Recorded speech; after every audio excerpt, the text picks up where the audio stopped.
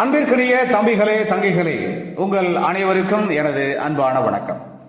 ஒவ்வொரு திருக்குறளின் மேன்மையான கருத்துக்களை இவ்வுலகெங்கும் வாழுகின்ற மாணவ மாணவியராகிய தாங்கள் அனைவரும் தெளிவாகவும் சிறப்பாகவும் அறிந்து உணர்ந்து உன்னதமான மேன்மையான ஒவ்வொரு திருக்குறளையும் அதில் சொல்லப்பட்டுள்ள உன்னதமான உயர்வான கருத்துக்களையும் நீங்கள் உங்களது தேர்வுகள் எழுதுவதற்கும் அதே சமயத்திலே அந்த மாண்புமிக்க மேன்மை தாங்கிய கருத்துக்களை கொண்டு உங்களுடைய வாழ்க்கை பயணத்தை, வாழ்க்கை பாதையை செம்மையாகவும் அன்புடனும் அறத்துடனும் மற்றும் ஆக சிறந்த அனைத்து விதமான திருக்குறளில் சொல்லப்பட்டுள்ள பண்பு நலன்கள் உடனும் அமைத்துக் கொள்ள உதவுவதே இந்த கருத்தாக்கத்தினுடைய நோக்கமாகும்.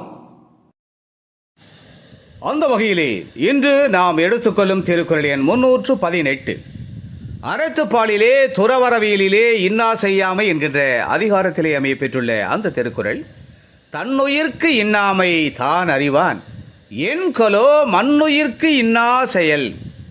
தன்னுயிர்க்கு இன்னாமை தான் அறிவான் என்கொலோ மண்ணுயிர்க்கு இன்னா செயல். நாம் இப்பொழுது இந்த திருக்குறளின் வார்த்தைகளுக்கு தனித்தனியாக பொருள் காணலாம்.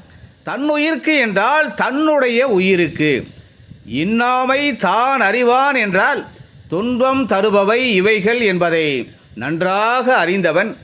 என் கொலோ என்றால் என்ன காரணத்தினாலோ, மண்ணுயிர்க்கு இன்னா செயல் என்றால் இந்த மண்ணிலே வாழ்கின்ற மற்ற உயிரினங்களுக்கு அத்தகைய துன்பம் தரும் செயல்களை செய்வது.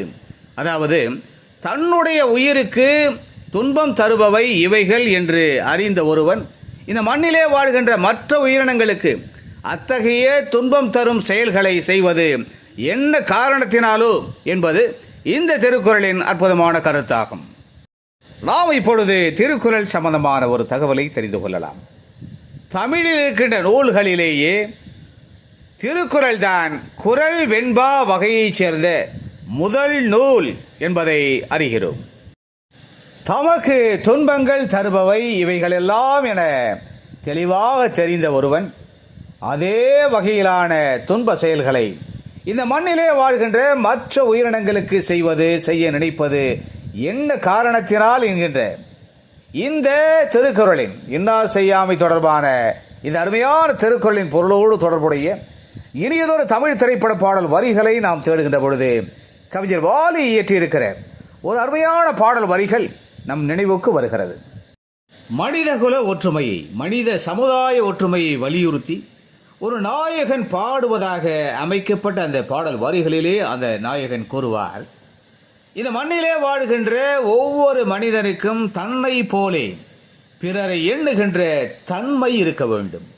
அந்த தன்மை வருவதற்கு அவனது உள்ளத்திலே கருணை இருக்க வேண்டும். பொன் போன்ற, தங்கம் போன்ற மனம் அமைய பெற்றவர்களுக்கு அதைவிட கூடுதலாக பெறுவதற்கு இந்த உலகிலே செல்வங்கள் வேறு இல்லை.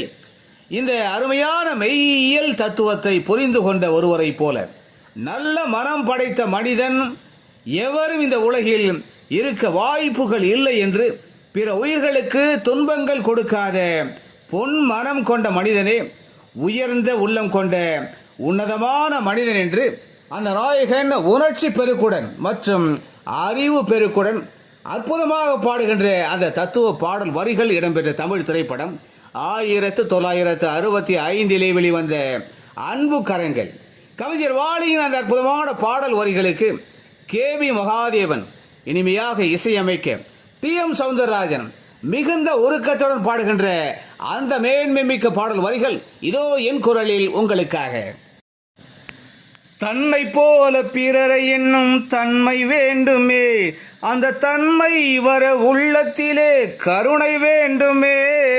தன்னை போல பிறரை என்னும் தன்மை வேண்டுமே, அந்த தன்மை வர உள்ளத்திலே கருணை வேண்டுமே. பொன்னை போல மனம் படைத்தால் செல்வம் வேறில்லை, பொன்னை போல மனம் படைத்தால் செல்வம் வேறில்லை. இதை புரிந்து கொண்ட ஒருவனை போல் மனிதன் வேறில்லை. தன்னை போல பிறரை என்னும் தன்மை வேண்டுமே, அந்த தன்மை வர உள்ளத்திலே கருணை வேண்டுமே. பொன்னை போல மனம் படைத்தால் செல்வம் வேறில்லை. பொன்னை போல மனம் படைத்தால் செல்வம் வேறில்லை. இதை புரிந்து கொண்ட ஒருவனைப் போல் மனிதன் வேறில்லை. எனவே அன்பு தம்பிகளே, தங்கிகளே, இந்த செயல்கள் தன்னுடைய உயிருக்கு துன்பம் தருபவை என்று அறிந்த ஒருவன் இந்த மண்ணிலே வாழ்கின்ற மற்ற உயிரினங்களுக்கு அத்தகைய துன்பம் தரும் செயல்களை செய்வது என்ன காரணத்தினாலோ என்கின்ற இன்னா செய்யாமை தொடர்பான இந்த திருக்குறளின் அருமையான கருத்தினை தெளிவாக அறிந்து உணர்ந்து நமக்கு துன்பம் தரும் என்று நாம் உணர்ந்த செயல்களை பிற உயிரினங்களுக்கு செய்யாமல் தவிர்த்து அனைத்து உயிரினங்களுக்கும் நன்மைகளையே செய்து புகழையும் மேன்மையையும் சிறப்பினையும் அடைவோம். மீண்டும் ஒரு இனிய திருக்குறள் எண் 319. அந்த திருக்குறளின் பொருளோடு தொடர்புடைய இனியதொரு தமிழ் திரைப்பட பாடல் வரிகள், திருக்குறள் சம்பந்தமான சில தகவல்கள் ஆகியவற்றோடு நாம் விரைவிலே மீண்டும் சந்திக்கலாம். அதுவரை அன்பு வணக்கம் கூறி விடைபெற்றுக் கொள்வது உங்களுடைய அன்பு அண்ணா முனைவர் கா. சிவசங்கர். மீண்டும் சந்திப்போம். நன்றி, வணக்கம்.